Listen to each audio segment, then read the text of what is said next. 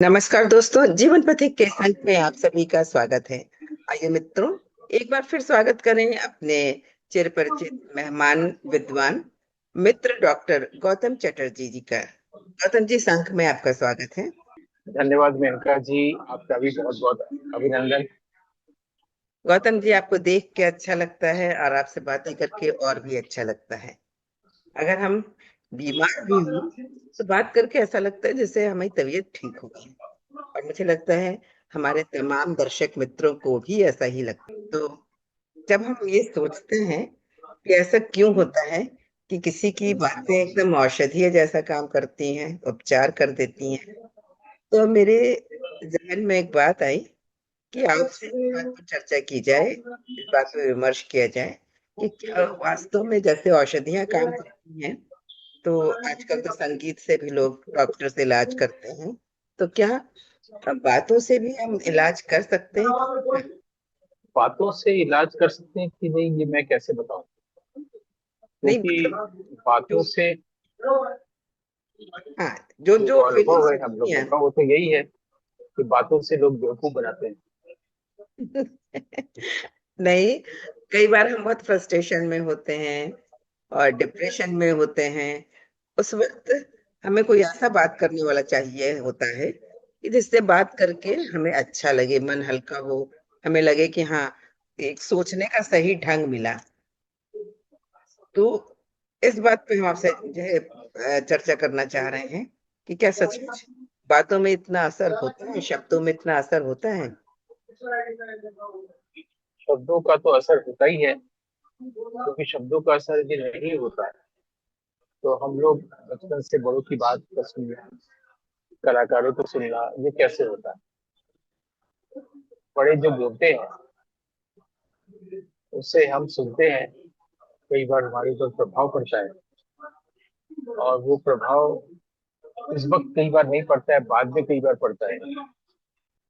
जैसे शायद कभी मैंने आपसे जिक्र किया हो कि जो इंटरमीडिएट में हम लोग का फिजिक्स केमिस्ट्री मैथ जो सब्जेक्ट होते थे, बचपन से ही इन सब सब्जेक्ट्स में संस्कृत हो या मैथ या फिर फिजिक्स केमिस्ट्री, तो उसे फुल मार्क्स मिलेंगे।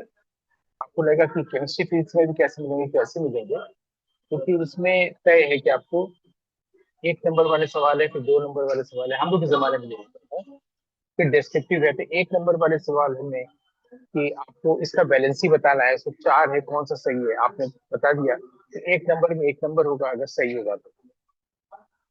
और 30 नंबर का प्रैक्टिकल होता था, 70 नंबर का थ्योरी होता था। तो उस जमाने में हम लोग जब क्वेश्चन पेपर आ गया तो फिर पता चल गया ना कि हमने तो 70 में 70 किया है। तो उस जमाने में आपको भी मालूम होगा, हम लोग के समय में वो घोड़े में करके सारे लोग विद्यार्थी कोतवाली थाने के पास रहते थे, और घोड़े में करके रिजल्ट का पेपर आता था छपके की वीडियो देखी। फिर वहां से जब पेपर डिस्ट्रीब्यूट होता था, फिर हम लोग एक पेपर खरीदते थे, फिर उसमें देखते थे। तो उसमें अगर क लिखा है तो फर्स्ट डिवीजन, ख लिखा है तो सेकंड डिवीजन, ग लिखा है तो थर्ड डिवीजन, और नहीं है तो फिर। लेकिन उस वक्त मार्कशीट नहीं दिखी, रिजल्ट तो आ गया, क्वींस कॉलेज में पढ़ते हुए। वहाँ पे फर्स्ट डिवीजन थर्ड डिवीजन जैसा होता है, वहाँ पर सब लोग टॉप करते हैं। यूपी बोर्ड में ऐसा था, क्वींस कॉलेज का इस वक्त नाम। तो जब मार्कशीट लेने गए कॉलेज में हम लोग, एक हफ्ते बाद मार्कशीट आती है, तो उसने देखा केमिस्ट्री में 97 मुझे मिला है। तो मुझे अजीब लगा, 3 नंबर कहाँ गया है? और जब प्रैक्टिकल में 30 आउट ऑफ 30 है तो 70 तो मैंने 70 किया था कंप्लीट, 3 नंबर कहाँ गया? तो केमिस्ट्री के टीचर थे, वो भी उस दिन आए थे, जानते थे कि लोग बच्चे आएंगे मार्कशीट लेने। तो हम लोग 4 5 6 लड़के उनको घेर के अपनी अपनी बातें रख रहे थे। तो जब मेरी बारी आई तो मैंने कहा कि सर मुझे 3 नंबर कम क्यों मिला, मैंने तो पूरा किया था। तो उन्होंने उस वक्त जो कहा वो मुझे सुनाई दिया, और फिर जीवन भर सुनाई देता रहा, अभी भी सुनाई देता है।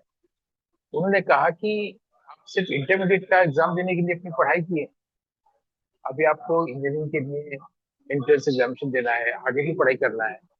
ये तो बेस है, ये तो सारा जीवन काम आएगा।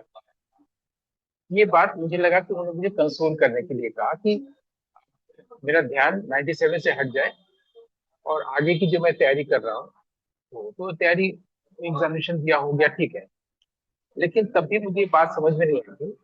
जब मैं बीएससी कर रहा था, तो वहां पर क्या हुआ था कि मैं एग्जाम मतलब क्लास वगैरह नहीं करता था, फिल्में वगैरह देखने लगा था।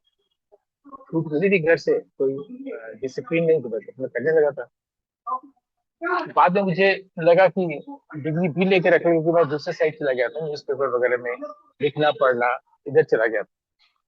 तो मुझे लगा कि एग्जाम कैसे दें, मैं तो कभी क्लास किया ही नहीं। तो मैंने जो सिलेबस खरीदा था, उसको प्रॉस्पेक्टस उस वक्त कहते थे, और उसमें जो लिखा हुआ है सिर्फ उसको पढ़ा, फिजिक्स में क्या क्या है सिलेबस में, जो जो है वो जो मैं इंटरमीडिएट में पढ़ा था, सिर्फ उसके आधार पर इंग्लिश में लिखता चला गया। बीएच में इंग्लिश में लिखना पड़ता है, और बहुत अच्छे से मैं पास हो गया, जबकि मैं क्लास ही नहीं किया था, पढ़ाई नहीं था। तो वो जो वीरेंद्र कुमार सिन्हा जी जो मेरे केमिस्ट्री टीचर, उन्होंने जो बात कही थी, उसका प्रभाव का अर्थ मुझे अभी समझ में आया। और जब समझ में आया तो और प्रभावशाली होगा कि हम लोग जब कोई चीज पढ़ते हैं तो उस वक्त के लिए ही नहीं होता है, वो टाइमलेस होता है, एक तरह से कहा जाए तो। और जब बड़े लोग कोई बात कहते हैं तो उसका असर भी टाइमलेस होता है।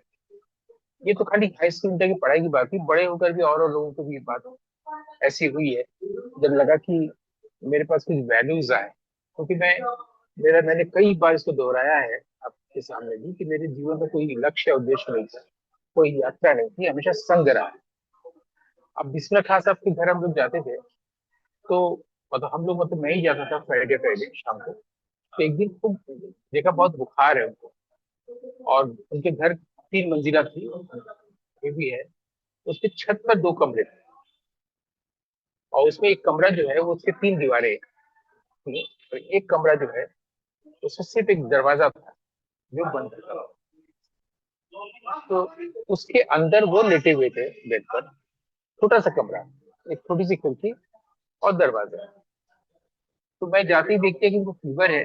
और अगर आपने गांधी फिल्म देखी हो, गांधी फिल्म में जब बेन किंग्सले को एक बार एक्टिंग करनी थी, लेटे हुए काफी फीवर है, हाई टेम्परेचर, तो उस वक्त दूर से कोई मैडम आती है, शायद जर्नलिस्ट होती है, उनकी सेविका होती है, तो बहुत मुश्किल से वो अपना गर्दन उठा पाते हैं, सिर घुमा पाते हैं देखने में।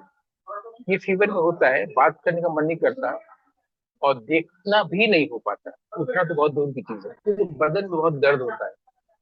तो वो लेटे थे, मैं बैठा था, मैं सोचता था मैं क्या करूं। तब तक उन्होंने मुझे इशारा किया, मैंने कि उनको सहारा देके उठाए।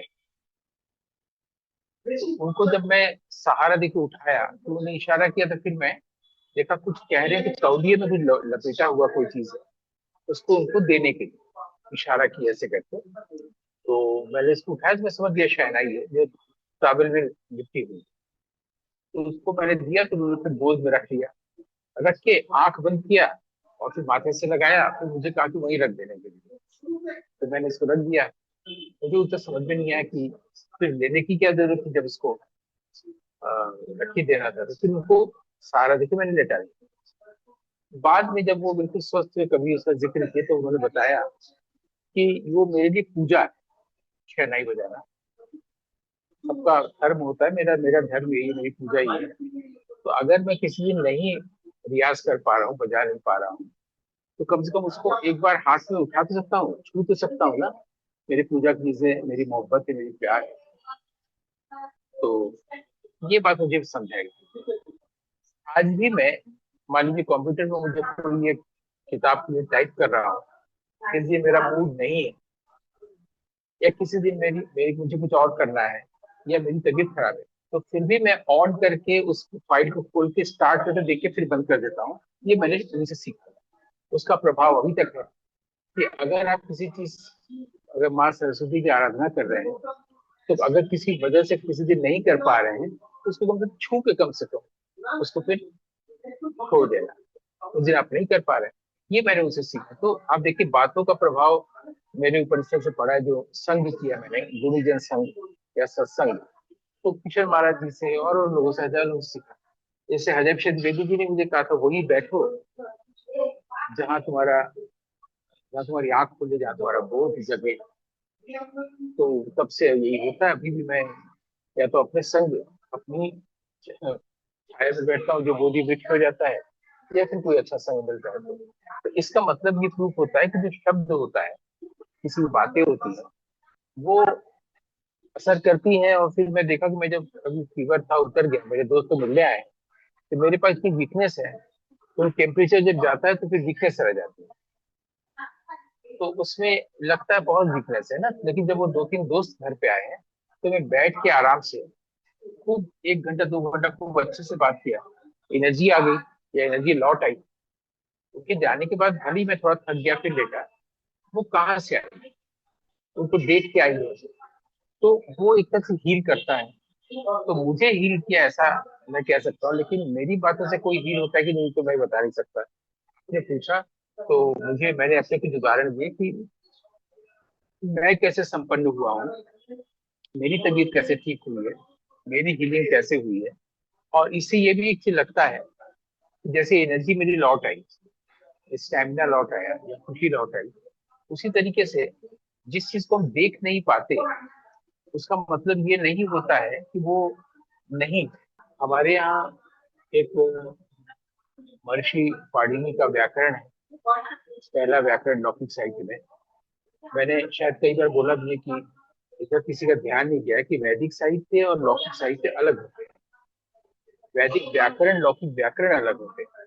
तो जब महर्षि पाणिनि ने या पाणिनि भगवान ने जब व्याकरण बनाया स्वाध्यायी, तो उससे पहले तक का जो व्याकरण था वो वैदिक। जैसे हम लोग बचपन में पढ़ते थे तो ये धातु रूप, जिन मैंने बताया था कि धातु अलग चीज होती है, धातु रूप अलग होता है, ये हम लोग को बताया नहीं जाता है।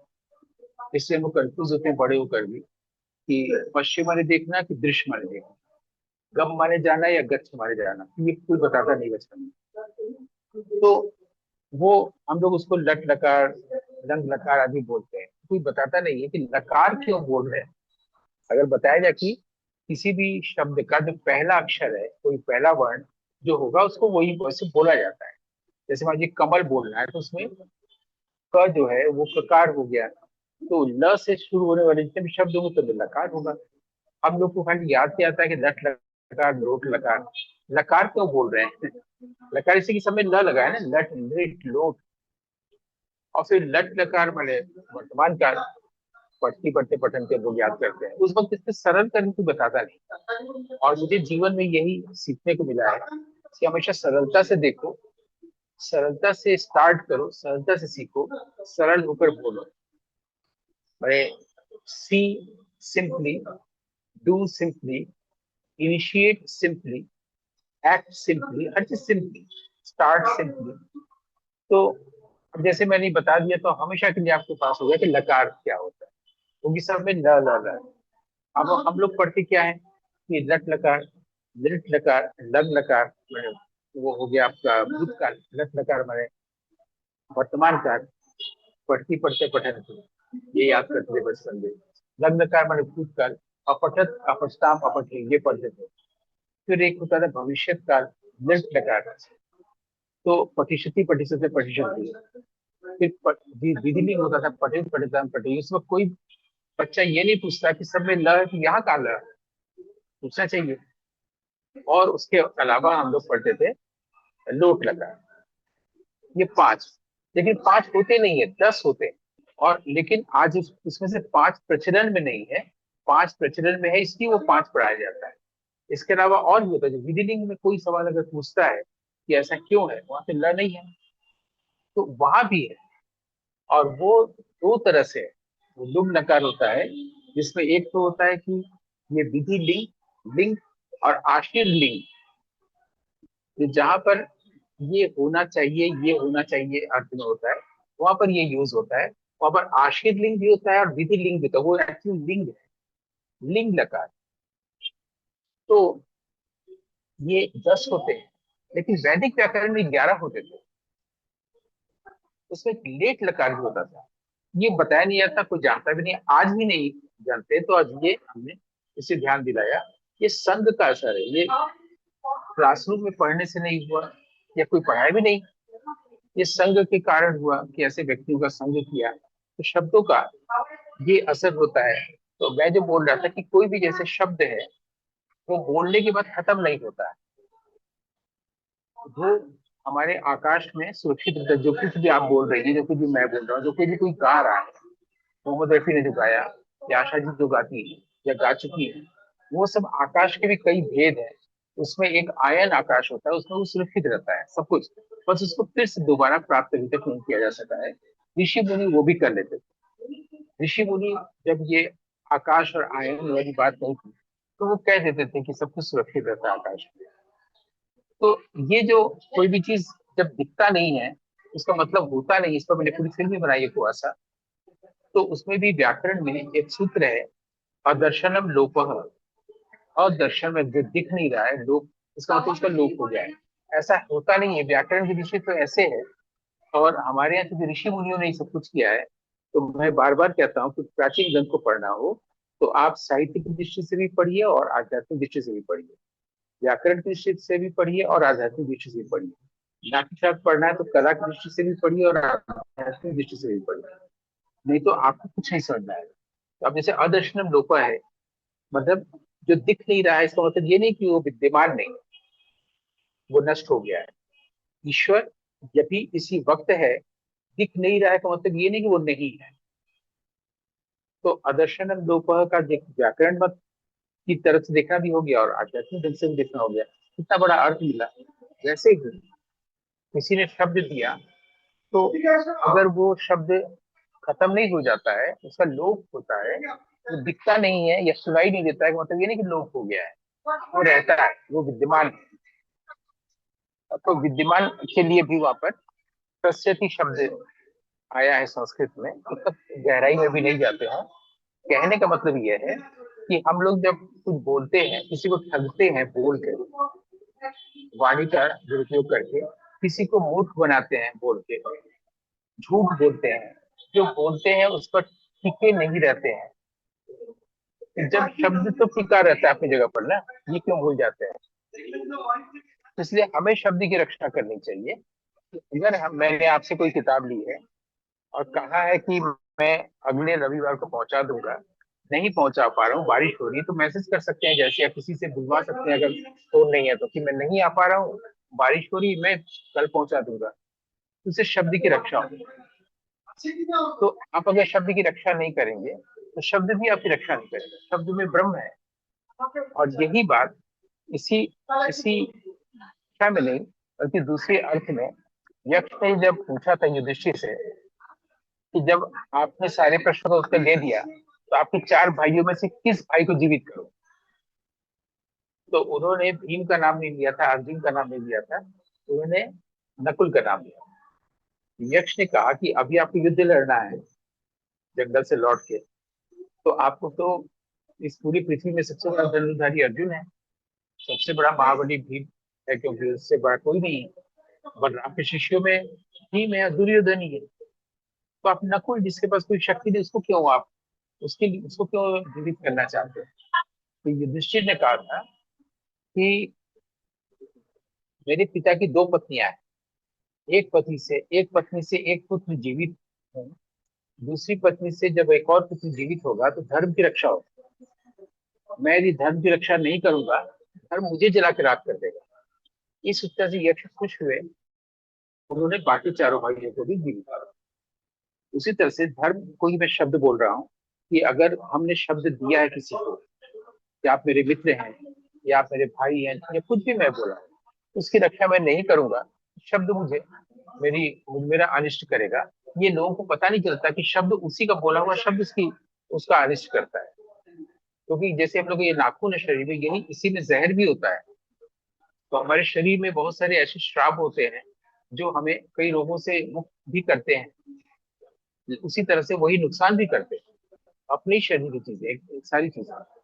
इसलिए मुझे लगता है कि आपने तो एक सामान्य सा सवाल पूछा था जो बहुत ही इमोशनल था और बहुत ही हेल्दी क्वेश्चन था, कि किसी से बात करने पर हमको बिल्कुल अच्छा लगता है, लेकिन वो कितनी देर तक टिक रहा है ये भी देखना चाहिए।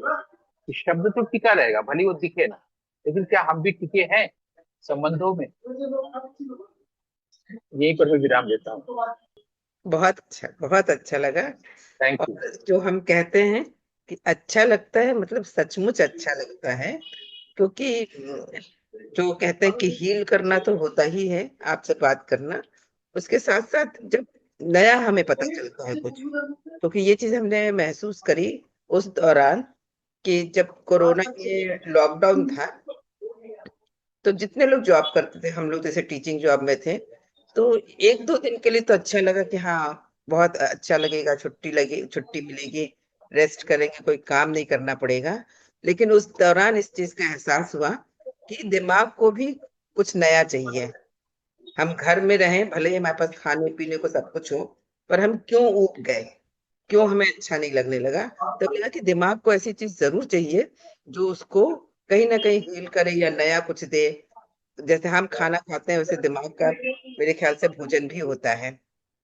तो जब आपसे बात कर रहे थे, तब लग रहा था कि हाँ कितनी सारी नई नई बातें जानने को मिल रही हैं। और जब अपने अनुभव जो होते हैं, वो बिल्कुल सचमुच मौलिक होते हैं।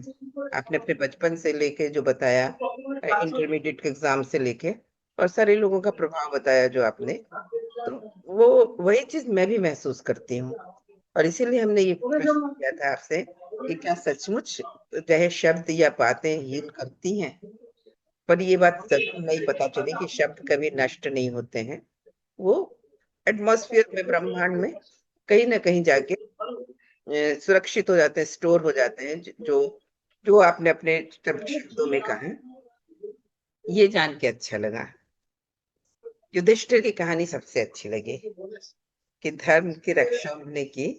ये एक माँ का अगर पुत्र जिंदा है तो दूसरे का करके उन्होंने धर्म की रक्षा की, जिससे उनके सारे भाई जीवित हो गए।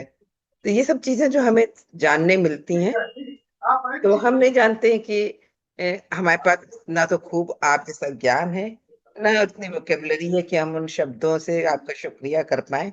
लेकिन हाँ, हृदय में वो शुक्रिया का भाव जरूर रहता है।